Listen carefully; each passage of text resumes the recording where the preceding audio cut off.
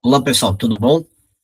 Eu resolvi gravar a aula, até para a gente recuperar um pouco do tempo nos conteúdos dados em sala de aula, né? Por conta do meu acidente, enfim, né, isso já foi conversado, mas para a gente não ficar com assuntos, ou assuntos não, porque eles serão todos ministrados, né? Mas especificamente em relação à carga horária, né, da disciplina e o atendimento às questões da universidade. Então, algumas aulas eu vou gravar, né, e postar aqui para vocês, de forma que o conteúdo vocês possam assistir, complementando aquilo que a gente vê em sala de aula, né? Nós estamos ainda no capítulo 1, né, que trata da introdução da disciplina de taludes e contenções, especificamente no assunto sobre tipos de movimentação de massa. Nós já analisamos quando o maciço, os tipos de movimentação, quando o maciço é rochoso, né? E nisso, e esses movimentos associados ao maciço rochoso, nós vimos que estão estritamente ou bastante relacionados aos planos de fraqueza da rocha, em especial o fraturamento, né? Rochas mais fraturadas, a intensidade de fraturas, direções das fraturas, ah, elas, elas são elementos, né, que deflagram movimentações de maciço em rocha em áreas de taludes e encostas. Além da questão dos planos de fraqueza, né, em especial, como comentei, o fraturamento, tem a questão do grau de alteração, o grau de intemperismo.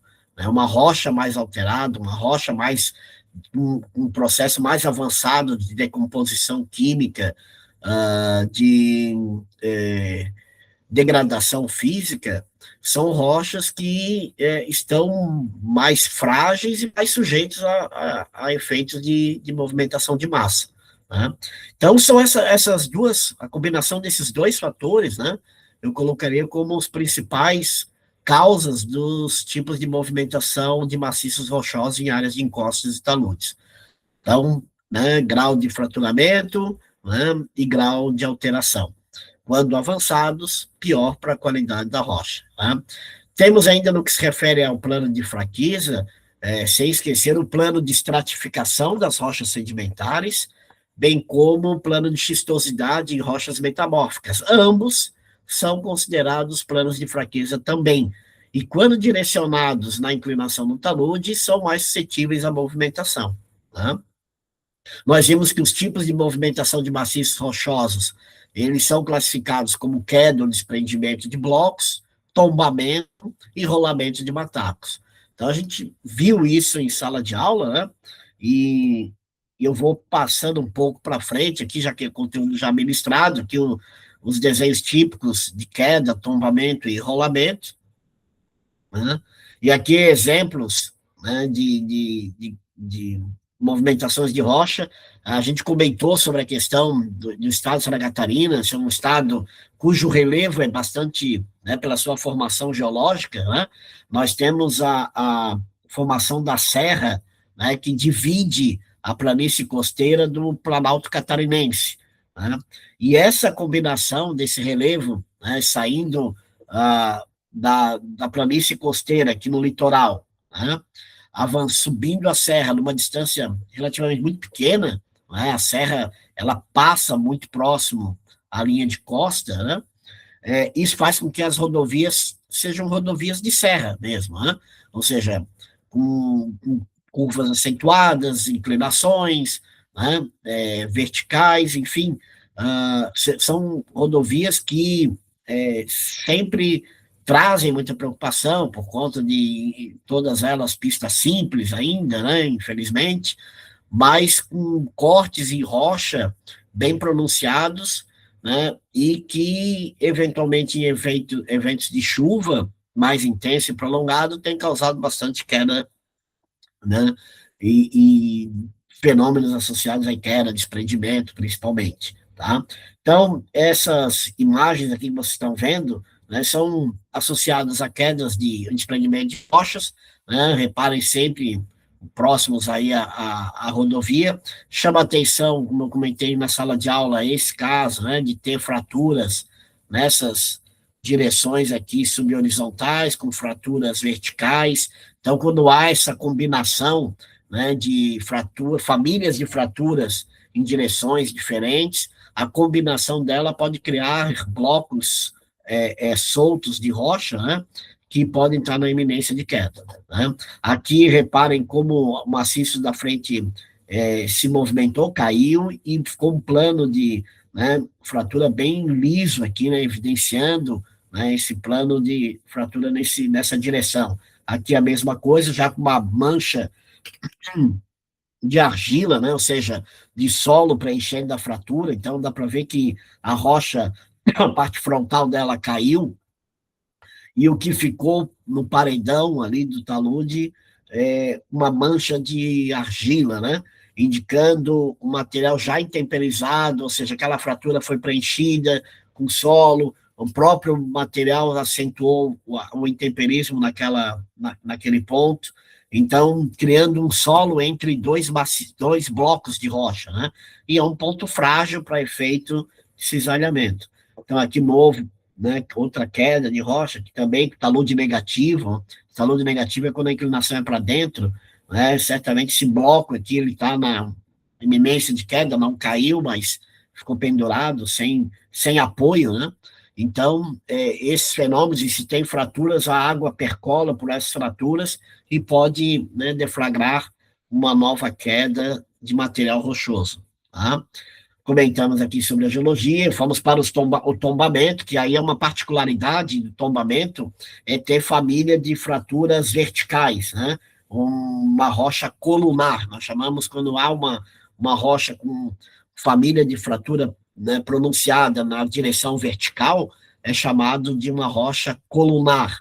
Quando essa fratura é no plano horizontal, é chamado de tabular. Então, são condições aí, né, de, especificamente para o tombamento, né, requer essa combinação de fraturas, principalmente colunar, né, aquela vertical. Tá? Chegamos a comentar aqui, né, um evento lá na Barra do Rio Chapéu, no sul do estado. Né? Aqui, rolamento de matacos, a gente deu uma atenção específica para o caso lá de Camboriú, né, em sala de aula, mas são N casos, situações que a gente percebe o desprendimento de um mataco, de uma rocha aflorando, tá? Isso tem um pouco também em regiões de colúvio, né, que são áreas de antigos escorregamentos, são bases de morro aí, com antigos escorregamentos, e muitas vezes na formação do colúvio ocorrem a presença de matacões próximo à superfície. E se o solo na superfície não está protegido, enfim, pode começar o efeito de erosão e soltar esses matacões que começam a rolar, né? Aqui um caso interessante, esse primeiro aqui, porque é na encosta do Morro da Cruz, ao lado do campus da universidade.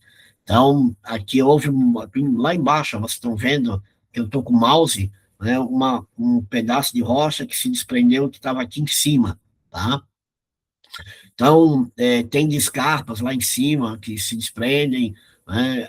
Aqui é um caso, esse caso aqui, ele é no bairro Potecas, de São José, então houve um deslizamento nessa encosta, ela está coberta aqui com uma lona preta, pós-evento, e aqui, mais ou menos nessa região, tinha um matacão, esse matacão rolou e parou na pista. Aqui já foi retirado, colocado no lado, mas é esse elemento aqui, ó, né?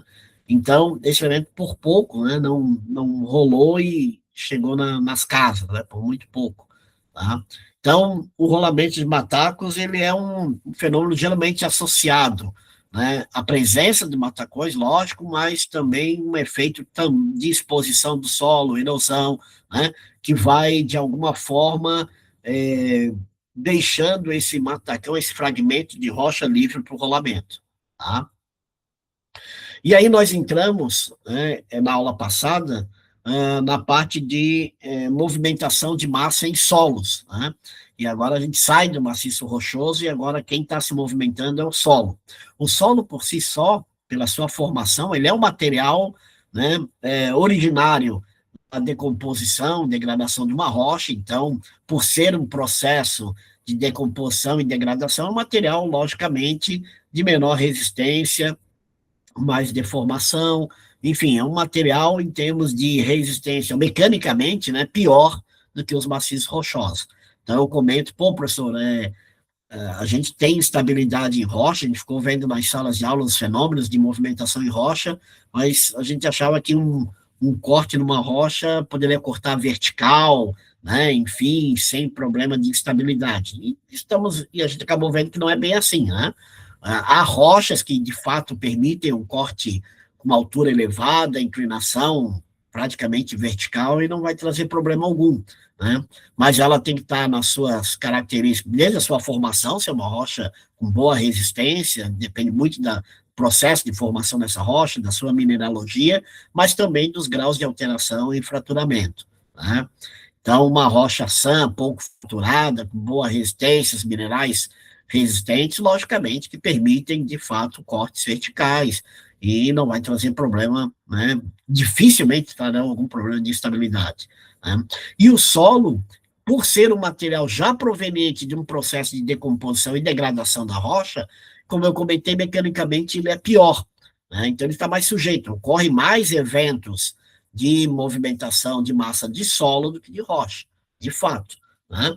Então, o solo é o material menos resistente, né? Então está mais sujeito aos efeitos aí, né, na exposição dele em situações de encostas ou taludes, né?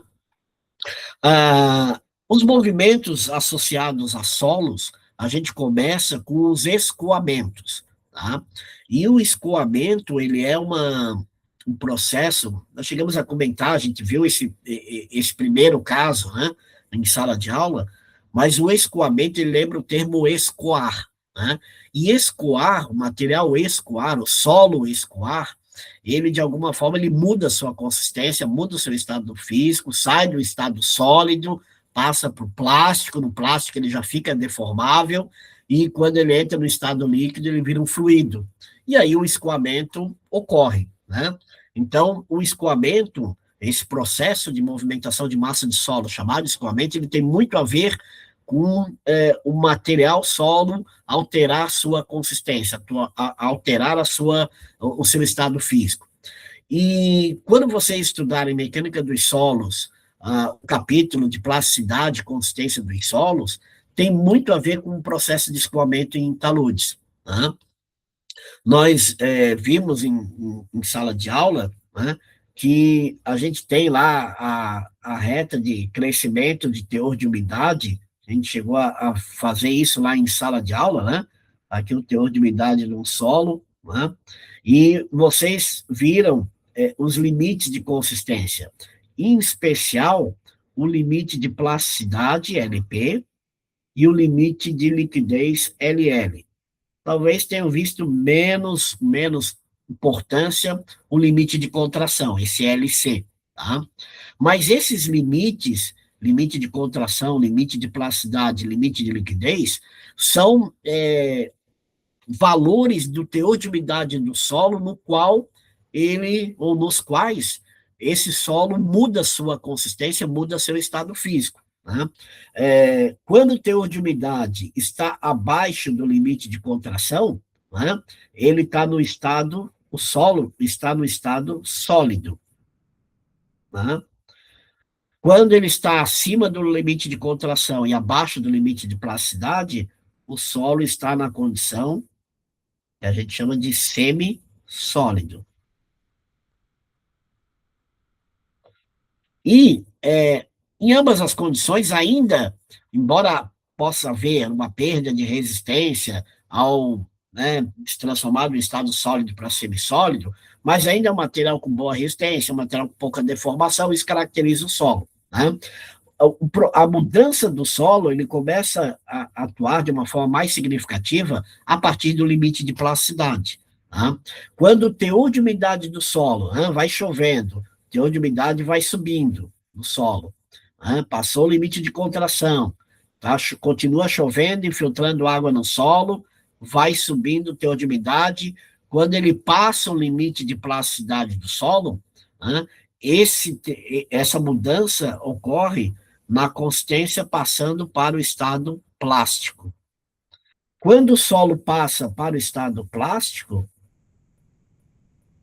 tá, ele passa a se tornar um material deformável. Isso caracteriza o material plástico, né? A mudança de forma sem ocorrer a ruptura. E então o material se torna, além da, né, perda de resistência, também em relação à anterior, né, mas ele se torna um material deformável. E se o teor de umidade continuar subindo, ou seja, continua havendo mais incidência de chuva, infiltração de água, e o teor de umidade subindo, passou o limite de liquidez do solo, ele passa para o estado líquido. Tá? E essa mudança aí o solo perde totalmente sua resistência, ele vira um fluido. Tá? E é isso que caracteriza muito o efeito de escoamento. O solo aumentar o seu teor de umidade, esse teor de umidade atingir valores superiores ao limite de plasticidade, ao limite de liquidez, que o faz mudar o seu estado físico, mudar a sua consistência, passando de sólido para semissólido e principalmente para plástico e líquido. E esse processo de mudança do estado físico do solo numa área de encosta, né, gera um material que vai se movimentar até pela ação da gravidade. Né? Ele está num plano inclinado, enfim, perdeu a resistência, se tornou um material fluido, ele começa a escoar. E a característica é que ele escoa, muitas vezes, descendo pelo, né, relevo da própria encosta. Tá? Esse escoamento, a gente chegou a ver na sala de aula, a gente foi um pouco mais além nessa questão do teor de umidade. O teor de umidade, né, ele é uma relação, né, só para a gente pescar o conceito lá de mecânica dos solos, entre o peso de água presente no solo e o peso de grãos, o peso do solo seco. Isso aqui expressa em porcentagem. Né? E ele está muito associado ao grau de saturação do solo. O grau de saturação é uma relação de volume de água por volume de vazios do solo, também expressa em porcentagem. Né? Ou seja, num solo vai infiltrar água até o grau de saturação atingir 100%. O grau de saturação é um parâmetro do solo que varia de 0 a 100%. Não é negativo e não passa de 100%, porque a água que infiltra no solo vai ocupando o espaço de vazios entre grãos. Né? Quando o volume de água se iguala ao volume de vazios, chegamos à saturação plena do solo, 100% o grau de saturação. Esse volume de água que infiltra nos vazios do solo, esse volume aqui assim, ó, né, ele vai o quê? Ele vai aumentar o peso de água. Né? O volume de água vai gerar um peso adicional de água, né, no solo. Esse peso de água aumenta o teor de umidade. Então, claro, se eu tenho um solo mais compacto, com menos vazios, né, vamos pensar assim, um solo mais denso, com menor espaço de vazios, menor volume de vazios, nós teremos com pouco volume de água, já atinge a sua saturação. Se pouco volume de água entra no solo, o peso de água que aumenta também é pouco, então o teor de umidade muda pouco. O fato de mudar pouco o teor de umidade não deixa, provavelmente, o teor de umidade atingir valores superiores ao limite de plasticidade e liquidez do solo. Contrapartida, solos que têm mais vazios, né, quando chove, infiltra muita água, há possibilidade, há espaço para muita infiltração de água, um acréscimo de volume de infiltração de água.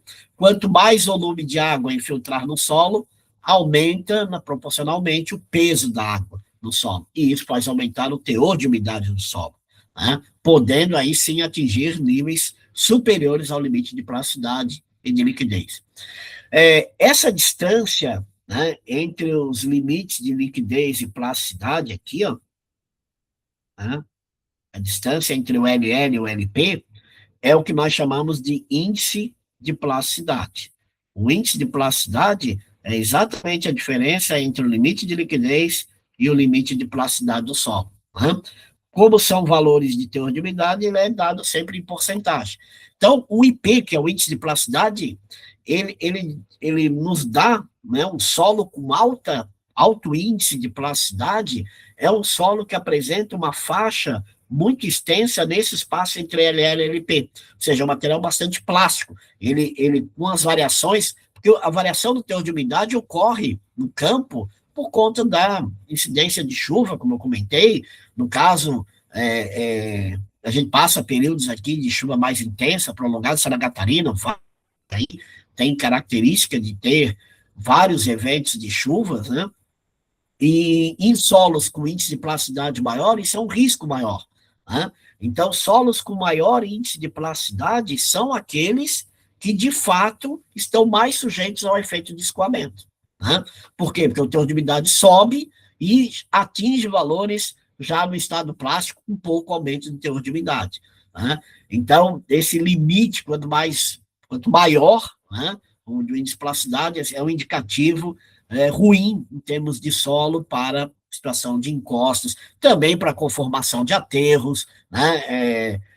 Um material indesejável quando a gente tem um solo com alto índice de plasticidade para composição aí, né, de aterros mesmo compactados, tá?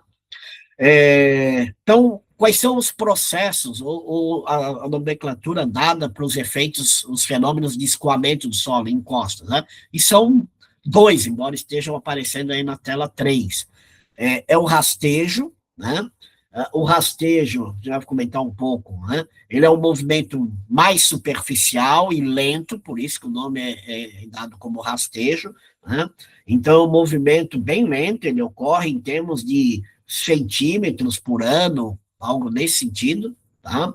E ele está mais associado à camada mais superficial, ó, tá? Seria essa camada aqui, ó, que estaria, né, vagarosamente se movimentando, né? E isso caracteriza, né, o escoamento por rastejo, tá? Depois a gente vai ver com mais detalhes quais são as observações que a gente faz numa área com rastejo, tá? E o segundo tipo é denominado corrida. Corrida, a gente tem, né, a corrida de solo, quando o material que... E aí a corrida, perdão, antes de explicar, a corrida é um fenômeno rápido, né? O rastejo é um efeito lento, um escoamento lento, e a corrida, um escoamento rápido. Aí a gente já está... Enquanto o rastejo eu falei que é centímetro por ano, a corrida é quilômetro por hora, enfim, né? É um fenômeno extremamente rápido, né? A gente tem corrida de solo, corrida de detritos, por exemplo, né? E essas corridas, quando o material que se escoa é particularmente solo, é chamado corrida de solo, né? E quando o solo escoa e ele solta, né, por conta das características daquela encosta, muitos detritos de rocha, e eles acabam descendo junto com o solo, é denominado corrida de detritos. Então, reparem como tem blocos de rocha aqui, né, vindo junto, mas eles não alteram a sua consistência, né? Eles permanecem como fragmentos sólidos de rocha, mas entram no embalo, né, ou são carreados juntos com o solo que está escoando, tá? Ah, aqui as evidências de rastejo, né, nós temos basicamente, né, como eu comentei, por ser um movimento superficial, no solo superficial, e muito lento, ele muitas vezes tem essa dificuldade de caracterizar, né? Mas o que se observa? Observa-se deformação em pavimentos, inclinação de postes, inclinação em troncos de árvore, né?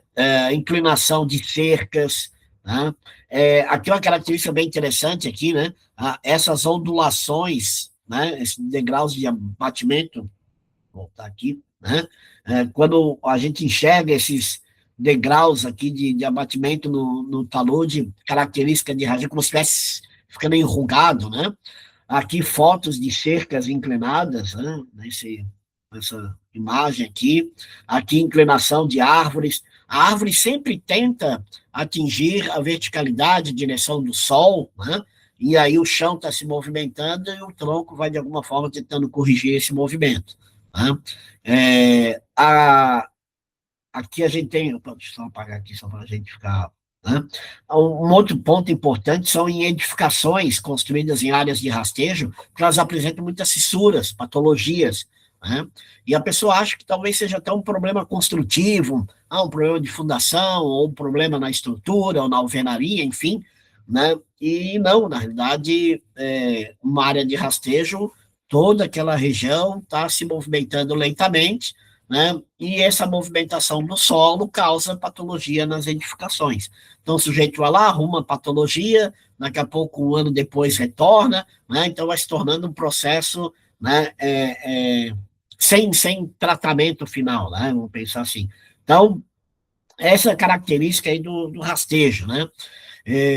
Qual é o grande risco, além dos danos, né, a tudo que está na superfície dos terrenos, em rastejo, mas, de fato, não, o rastejo ele não está trazendo mortes, ou, né, enfim, está trazendo prejuízo financeiro por edificações, rodovias, postes, tubulação, né, tudo que está envolvido aí, apoiado ou enterrado no solo. Né, superficial, ele está sujeito a essas movimentações, né, e essas movimentações trazem danos e patologias. Né. O grande risco do rastejo, de fato, é ele se tornar uma corrida, né? Em algum momento deixar de ser rastejo, passa a ser uma corrida, e aí se torna um evento mais catastrófico. Tá? Então, de novo, né? Associado ao aumento do teor de umidade do solo, ele passa o limite de plasticidade, pode passar o limite de liquidez, o solo se torna plástico, se torna um fluido e escoa. Né? E o solo, ele flui, né? E ele desce a encosta uma velocidade como se fosse um rio, uma corredeira, né? Algo nesse sentido. Tá? E assim, pô, mas não tinha um rio aqui, né? Como está descendo lama, né? Essa lama descendo numa velocidade, numa consistência de água, né? Então é o solo que alterou a consistência e está descendo por conta também da carga de chuva, volume de água, tudo isso que está contribuindo para o efeito de corrida. Né? A corrida ela vem com essa característica, ela vem, né, escoando, ela pode mudar de direção, enfim, né, ela vai descendo, a gente vai ver outras fotos ali que vão caracterizar isso um pouco melhor. Tá? Já o fluxo de detritos, como eu comentei, né, vem fragmentos de rochas mesmo, são, de certa forma, soltas com o escoamento do solo. Imagina, o solo escoa, tudo que tem fragmento de rocha junto a esse solo acaba descendo, né, conjuntamente. Tá? Essas fotos aqui são de Vargas, a cidade de Vargas, na Venezuela, né, é um caso mundial de fluxo de detritos, em que a cidade ficou completamente devastada, né, e soterrada por detritos de rocha. Então, vocês estão vendo, né, o tamanho dos fragmentos de rocha, então tem blocos aqui de metro de diâmetro, né, e isso desceu na cidade, é uma cidade litorânea, né, portuária também, enfim, muito próxima de uma região de morraria, e isso, né, de certa forma, a chuva provocou, né, a fluidez do solo e a descida do fluxo de detritos. Né? O que causou muito estrago foi exatamente esse volume de detritos que chegou na cidade. Aí derruba a casa, prédios, né? Enfim, é um estrago realmente, infelizmente, bastante grande. Tá? Que eu não sei se está no. Tá, aqui eu acho que tivesse o vídeo já, mas não, está uma foto mesmo. Então, se tentam construir barreiras, né, como elementos para segurar esse fluxo de detritos, né? Essas barreiras são projetadas, construídas nos talveres, que são os pontos de união de água, né? E por onde desce mais água é onde, de fato, tem mais tendência para ocorrer as corridas, e muitas vezes com telas de proteção para tentar reter um pouco desse material e minimizar a quantidade que chega lá na cidade, ou lá na parte inferior, ou na planície, né, próxima. Né? Então, é mais fotos aqui de Vargas, na Venezuela. Então, repare que quantidade de detrito, de rocha que veio parar, né, na cidade, então, bastante grande, indicando aí um problema que foi, né, divulgado em vários eventos internacionais na área geotécnica, no final da década de 80, se não me engano, 89. Tá? Então, Isso caracteriza, então, o escoamento. Tá? Escoamento é um processo, estou sendo repetitivo, mas é importante. O escoamento é um processo de movimentação de massa de solo característico pelo aumento do teor de umidade do solo, a mudança do estado físico dele, ele passa para o estado plástico, aí já começa o efeito de movimentação, passa para o estado líquido, ele flui e escoa. Né? Esse processo lento é denominado rastejo, lento e superficial. Quando ganha velocidade, se torna uma corrida, corrida de solo, e quando tem fragmentos de rocha, blocos de rocha, é denominado corrida de detritos. Tá? Um segundo tipo de movimentação de solo é denominado escorregamento. Tá? E o escorregar já muda o princípio de que é algo sólido que está se movimentando sobre outro sólido. Né? Se nós fizermos a analogia num escorregador, num parque de criança, né? Ou aquele brinquedo escorregador, a criança escorrega sobre um plano inclinado e liso. Né? Ou seja, havendo uma inclinação, havendo um material liso com pouca rugosidade, né, favorece com que uma criança deslize sobre o plano do escorregador. Então, o que a gente tem nas encostas são materiais em zonas de transição, ou linhas de transição, né, num solo mais superficial, com solo um pouco mais profundo, mais resistente, ou topo de rocha, né? Essas zonas de contato, essas linhas de contato, estando inclinadas, né, o material de cima pode escorregar em relação ao material de baixo. Tá? Então, o escorregamento, o solo não flui, ele pode permanecer no estado sólido, em geral ele permanece no estado sólido. Né? O que há, sim, é um efeito de cisalhamento, ou seja, um aumento, provavelmente, do peso, né, das tensões no solo superficial, né, em relação ao material logo abaixo, e cria um plano de cisalhamento, um plano de corte. Né? E esse corte aqui, ó, ele pode ter um formato circular, ou ele pode ter um formato planar. Né?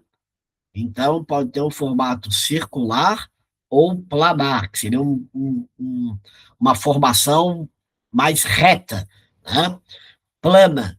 Então, o que caracteriza os escorregamentos é isso, ou seja, mudança de estado de tensão no solo, isso afeta a resistência ao cisalhamento do solo, rompe a ligação entre grãos de solo e gera uma massa de solo que fica solta em relação ao material logo abaixo. Tá? E essa separação ocorre pela formação de um plano de cisalhamento ou plano de ruptura. Então, é o material deslizando sobre o material de cima, deslizando sobre o material de baixo. Esse plano de ruptura pode ter um formato circular ou reto, que nós chamamos de planar. Isso caracteriza os escorregamentos. Quando essa superfície é circular, chamamos de um escorregamento rotacional. Quando a superfície de ruptura é planar, o chamamos de um escorregamento translacional. Tá?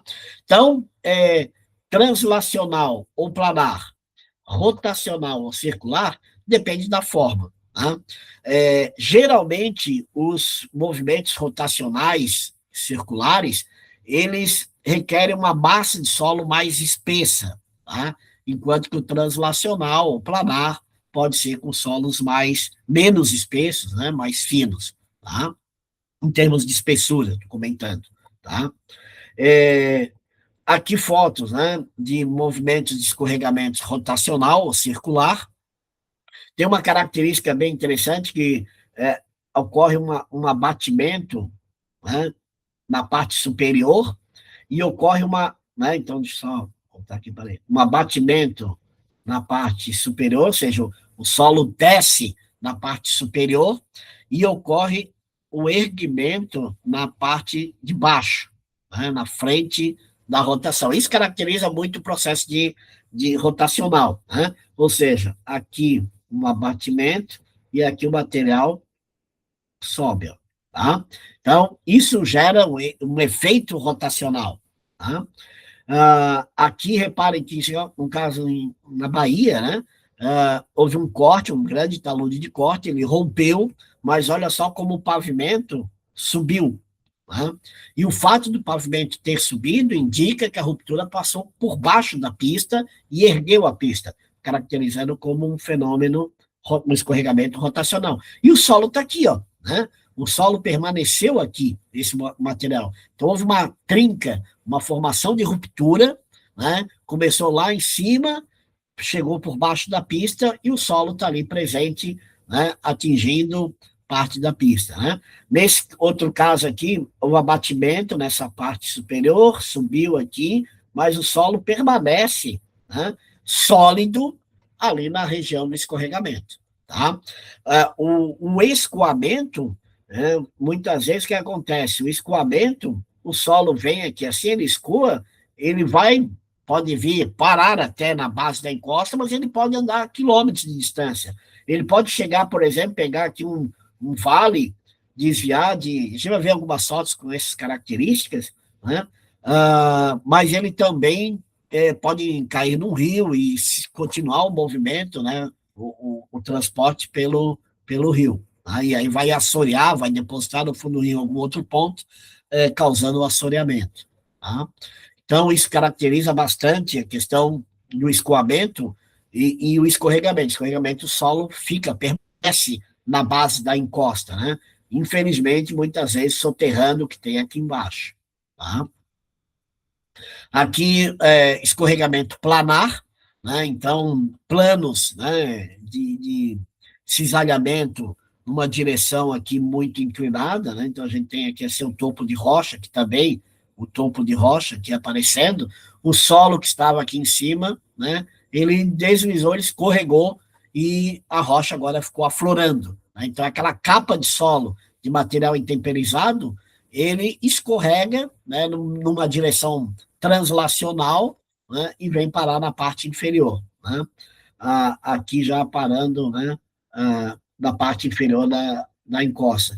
Se não me engano, esse caso é o caso de Angra dos Reis, que havia uma pousada aqui embaixo, infelizmente faleceu uma menina, né, uma criança, enfim, né, um problema essas construções, né, um talude bastante alto, uma encosta bastante alta, pouca camada de solo, mas um plano inclinado de rocha que, né, infelizmente, serviu como o escorregador do solo. Né?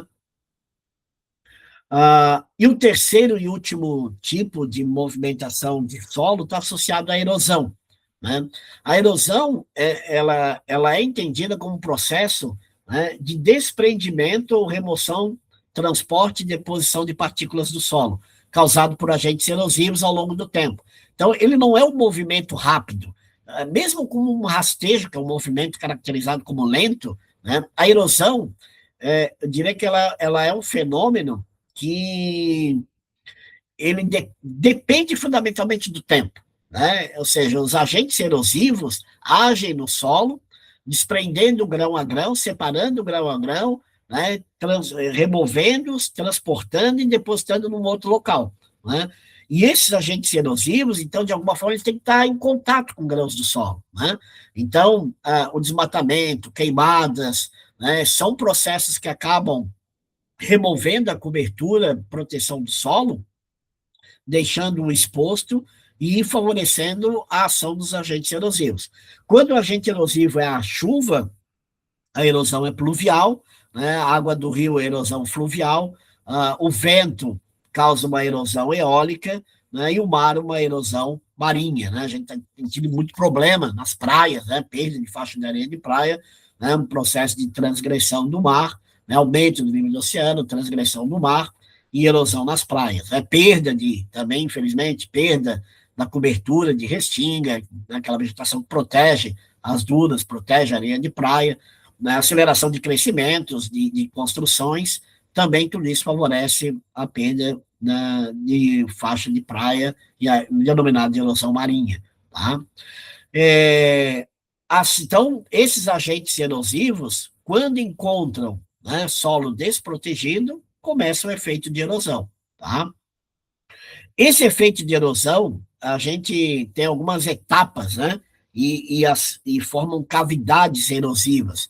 Essas cavidades são características, são denominadas de sulco.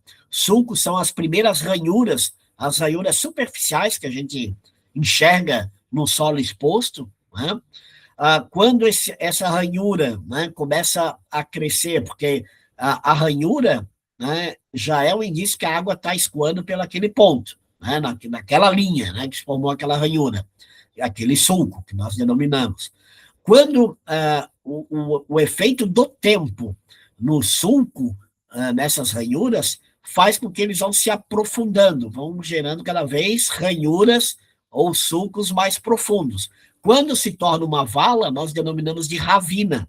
Né? A ravina já é um processo evolutivo das ranhuras dos sulcos. Então, o sulco se transforma numa ravina quando aquela ranhura se torna uma vala, né? E aí já há mais direcionamento de descida de água também, né? Pela ravina.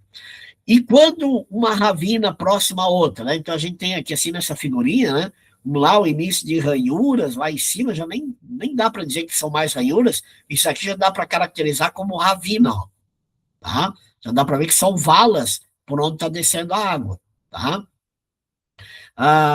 Ora, quando a gente tem, né, esse processo aqui de ter essas ravinas aqui, ó, essas valas por onde está descendo a água. Quando essas ravinas criam um platô na base, isso dá muito por junção de ravinas, cria um platô na base, aí já denominamos de vossoroca. Tá? A vossoroca é um platô, formação de um platô na base, influência também não só da água de escoamento superficial, né, quando é um efeito, não uma erosão pluvial, por exemplo, mas também já começa a ter influência do lençol freático, ou seja, o lençol freático começa também a agir no processo erosivo e aí cria um platô, né, paredes mais verticalizadas, um platô na base, e isso denominamos vossoroca. Tá? As rochas sofrem erosão muito lenta, mas os solos podem ter uma grande erosão, dependendo da sua textura, estrutura e permeabilidade. Em geral, os solos que apresentam maior capacidade de infiltração de água geram menor volume de escoamento superficial, que é o causador, né, principal da erosão em taludes, seguido do vento. E o efeito da adesão molecular entre grãos gerada pela coesão do solo reduz a ação erosiva, pois gera uma resistência ao desprendimento de partículas ou grãos. Ora, o que eu estou querendo comentar com isso? Né? As rochas, em geral, são materiais bem mais resistentes ao efeito erosivo. Mas lembre-se que entre os grupos de rocha nós temos rochas sedimentares, por exemplo, né? Que são rochas formadas da consolidação e cimentação de sedimentos. Um arenito pouco cimentado ou fracamente cimentado, ele está bem sujeito ao efeito de erosão do vento, tá? Ou da água, né, de chuva, né, erosão pluvial ou eólica do vento. Assim como também temos rochas metamórficas originárias de rochas sedimentares. Como comentei, o arenito na rocha sedimentar é o exemplo do quartzito, né, que é originária do arenito, porém uma rocha metamórfica. Em geral, as rochas metamórficas elas têm uma permeabilidade menor, um pouco, né, do que a rocha de origem. Então, nesse caso, o quartzito é um pouco menos permeável do que o arenito. Né? Porém, é uma rocha que já é sujeita ao efeito, né, de erosão pelas características suas de formação e, né, sendo composta por sedimentos arenosos, a areia é um material suscetível à erosão. E por que a areia é um material suscetível à erosão mais do que as argilas? Exatamente por conta do efeito da adesão molecular entre grãos, que é denominado, e a água, que é denominado de coesão do solo. Ou seja, grãos de argila, existe uma adesão molecular, uma cola, uma cimentação, entre grãos de argila, que tem carga elétrica negativa, e moléculas de água, que tem o hidrogênio como carga elétrica positiva. Então, isso gera uma adesão entre grãos, né, que prende um grão ao outro. E a outra característica dos solos argilosos é que ele tem uma maior capacidade de retenção de água, e a erosão se dá pelo movimento de água, pelo fluxo da água. A energia da água passando entre grãos, carreando o grão. Então, se a água fica retida, ela para ou diminui a velocidade de percolação da água na argila, é muito pequena. Lembra que a permeabilidade de um solo argiloso é muito menor que a permeabilidade de uma areia. né? Então, a água passa pelos vazios de uma areia, percola pelos vazios de uma areia com uma velocidade maior, favorecendo o carreamento de grãos.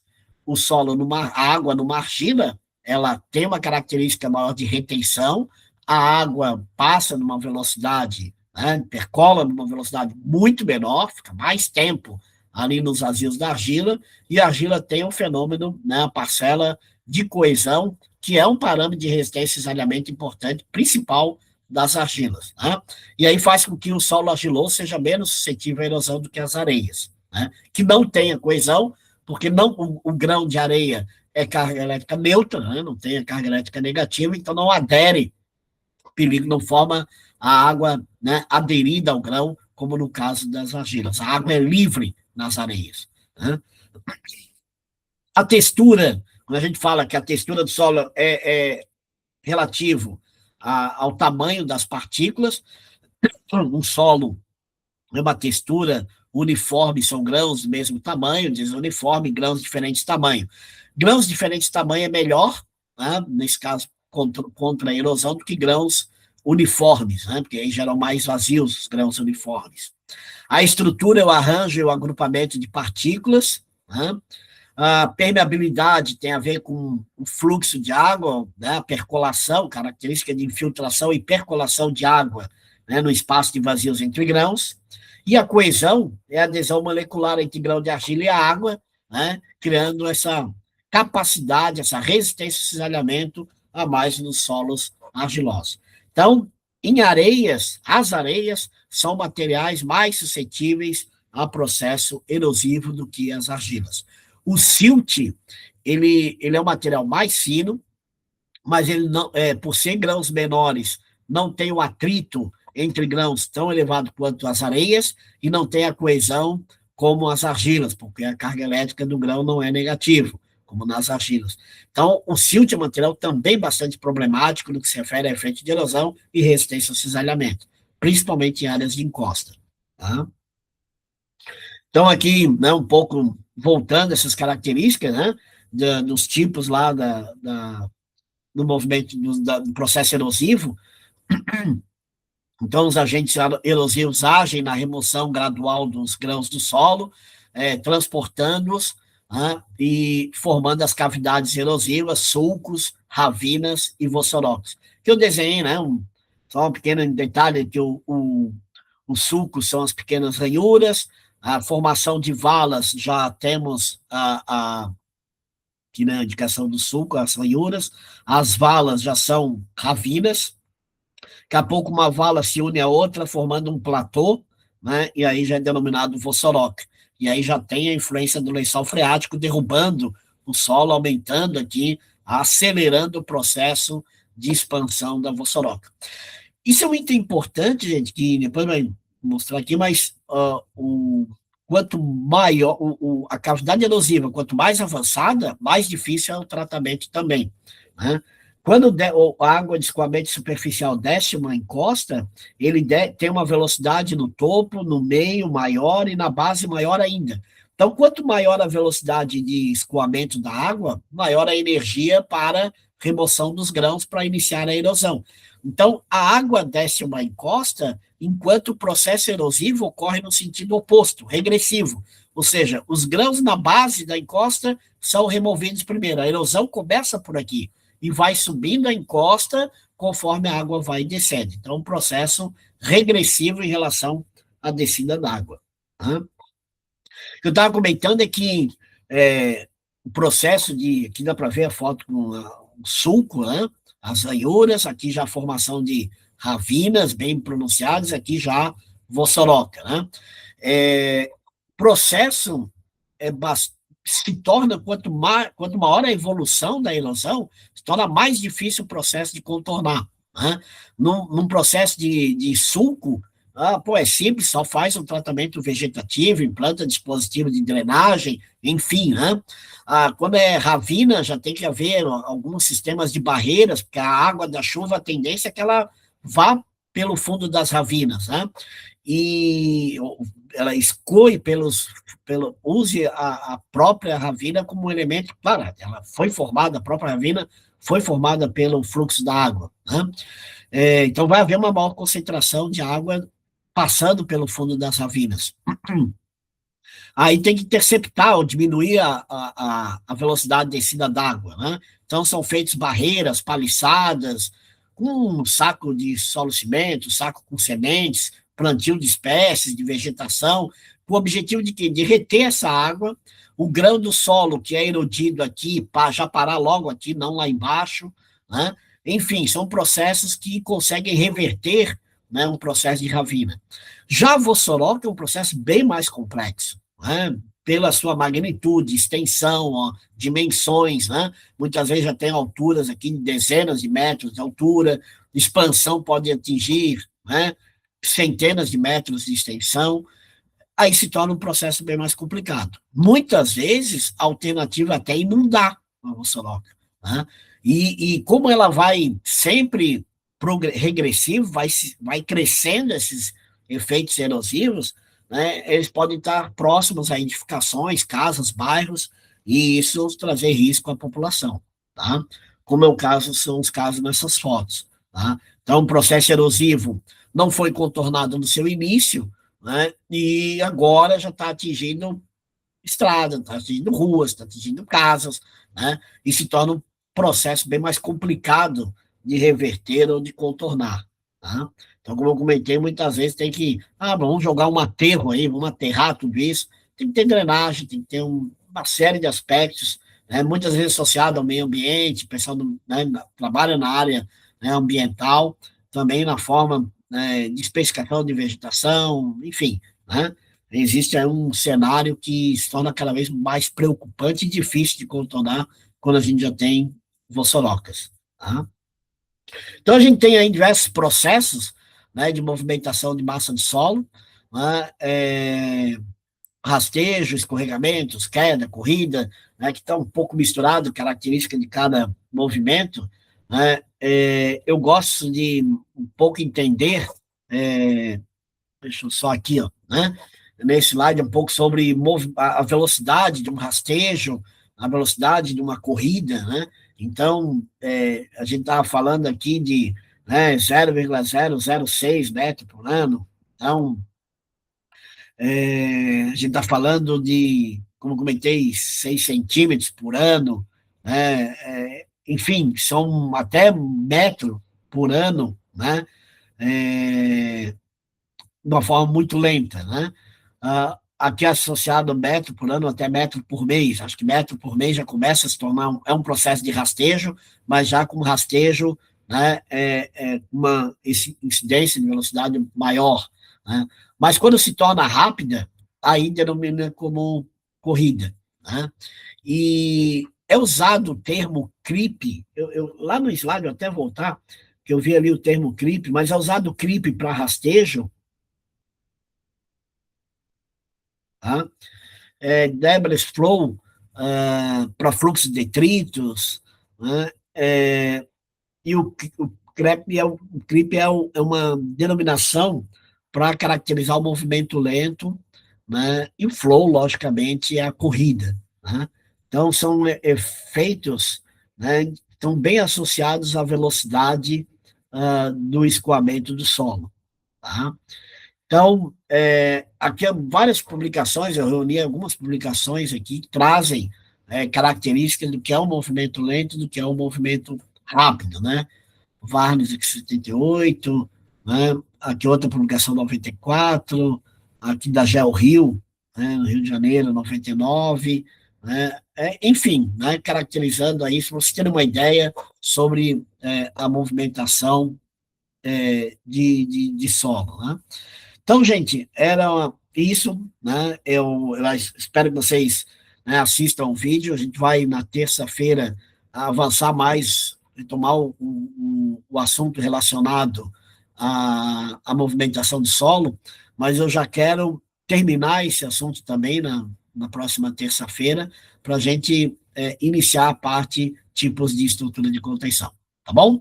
Então, assistam a aula e a gente conversa nas terças-feiras lá na universidade. Um abraço a todos.